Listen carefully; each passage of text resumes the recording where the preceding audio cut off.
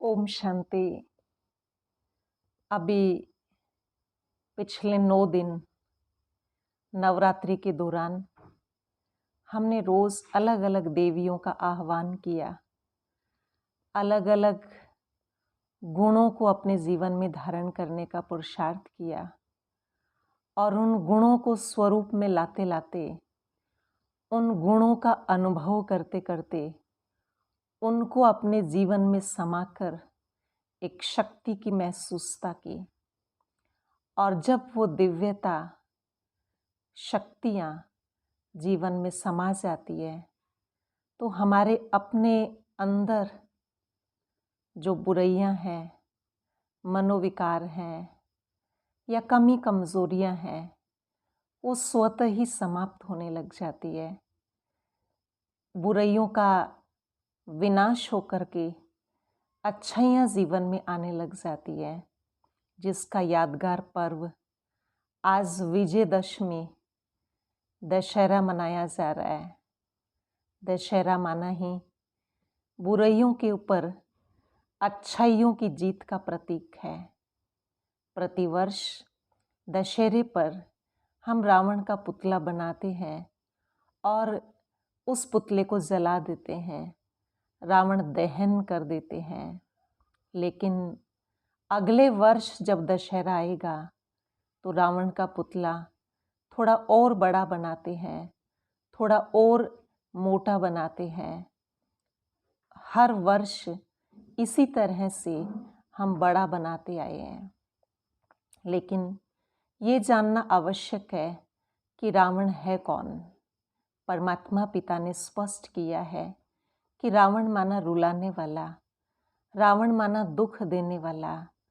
और वास्तविकता यही है कि रुलाता कोई और नहीं है, हमें दुखी कोई और नहीं करता है, बल्कि हमारे अंदर समाये हुए जो मनोविकार है, हमारे अंदर छुपी हुई जो कमी कमजोरियां हैं, हमारे अंदर जो नकारात्मकता है, वही हमें दुख देती है, वही हमें रुलाती है। और रावण के जो 10 शीश दिखाते हैं, आज यदि देखा जाए तो काम, क्रोध, लोभ, मोह, अहंकार, ये 5 विकार प्रत्येक नर में भी है और यही 5 विकार प्रत्येक नारी में भी है। आज संसार की समस्त आत्माएं, चाहे वो पुरुष तन में है, चाहे वो स्त्री तन में है, प्रत्येक नर और नारी इन 5 विकारों के वशीभूत है। इसलिए 5 विकार पुरुष और 5 विकार नारी दोनों को मिला करके रावण के 10 शीश दिखाते हैं। रावण के 10 शीश मनोविकारों का प्रतीक है, बुराइयों का प्रतीक है, जो हमें दुखी करती हैं, परेशान करती हैं, जो बात बात पे डिस्टर्ब करती रहती है। लेकिन सिर्फ आज तक तो यही समझते आए कि लंका में रावण का राज्य था, लेकिन आज तो सारा संसार ही लंका बना हुआ है। सारे संसार में इन 5 विकारों का राज्य चल रहा है। और दूसरे अर्थों में देखा जाए तो आज मनुष्य का मन ही लंका बना हुआ है, जिस मनुष्य मन रूपी लंका पर इन 10 शीश वाले मतलब विकारों का राज्य है, बुराइयों का राज्य है। और आज प्रत्येक आत्मा रूपी सीता इन विकारों के वशीभूत है, दुखी है। आज सारा संसार ही शोक वाटिका बना हुआ है, जिसमें तरह तरह के शोक के कारण है। कारण तो अनेक हो सकते हैं, लेकिन प्रत्येक आत्मा रूपी सीता आज इस संसार रूपी शोक वाटिका में दुखी है, परेशान है और अपने राम उस पिता परमात्मा को पुकारती रहती है। राम और रावण का जब युद्ध चलता है तो रावण का एक सिर काटते हैं, दूसरा जुड़ जाता है, दूसरा काटते हैं, तीसरा जुड़ जाता है। ऐसा दिखाया कि रावण का अंत ही नहीं हो रहा है, रावण मर ही नहीं रहा है। आज देखा जाए तो हम एक विकार को छोड़ने की कोशिश करते हैं, दूसरा आ जाता है। दूसरी बुराई को छोड़ने की कोशिश करते हैं, तीसरी आ जाती है। एक का सिर काटते हैं तो दूसरा, दूसरा का काटते हैं तो तीसरा। ये मनोविकार आते ही रहते हैं, खत्म ही नहीं हो रहे हैं। इस प्रकार से एक एक बुराई को छोड़ने की कोशिश करेंगे, उनके ऊपर विजयी बनना मुश्किल है। परमात्मा पिता ने ये स्पष्ट किया है कि इस अंदर छुपे हुए रावण को मारने का एक सिंपल तरीका है, और वो है देह अभिमान को समाप्त कर देना। क्योंकि जब तक देह का अभिमान होगा तब तक कोई न कोई बुराइयां जागृत होती रहेंगी। लेकिन जब हम अपने आप को देह के बजाय बार बार आत्मिक स्थिति में स्थित करते हैं और हम अपने वास्तविक गुणों का चिंतन करते हैं, वास्तविक गुणों का स्वरूप बनने का अभ्यास करते हैं, तो वो हमारे जो वास्तविक गुण हैं, ज्ञान, पवित्रता, प्रेम, शक्ति, शांति, खुशी, ये सारे के सारे गुण हमारे जागृत होने लग जाएंगे। और जब गुण जीवन में उजागर होते हैं तो अवगुण अपने आप समाप्त होना शुरू हो जाते हैं। क्योंकि प्रकाश के अभाव में अंधेरा होता है, जैसे ही प्रकाश होता है अंधेरा स्वतः ही समाप्त हो जाता है।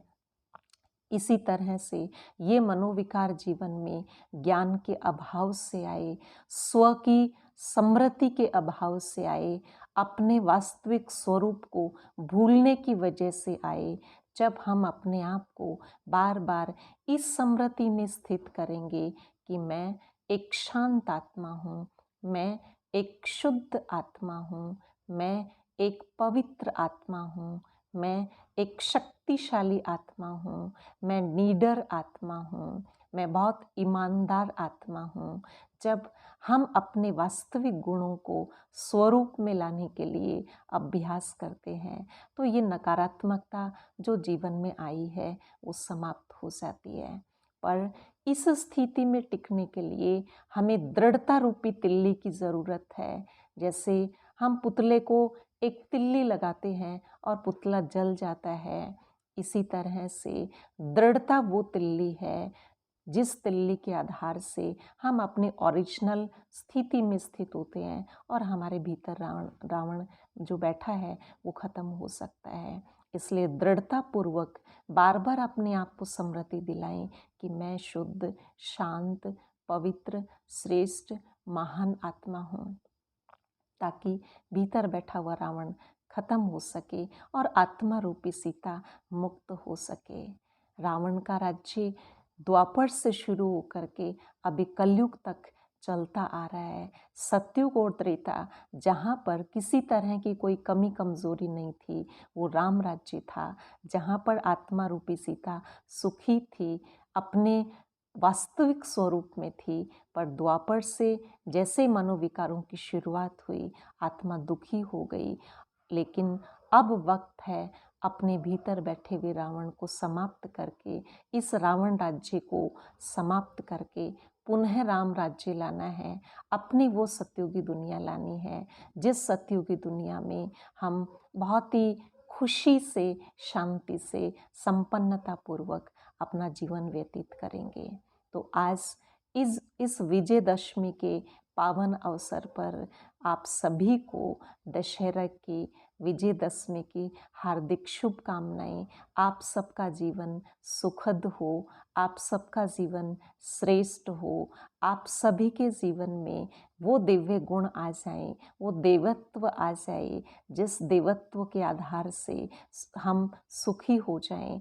ऐसी मंगल कामना के साथ, ऐसी श्रेष्ठ भावना के साथ, ऐसी एक श्रेष्ठ कामना के साथ आप सभी को दशहरे की हार्दिक शुभकामनाएं। बधाई हो, बधाई हो, बधाई हो।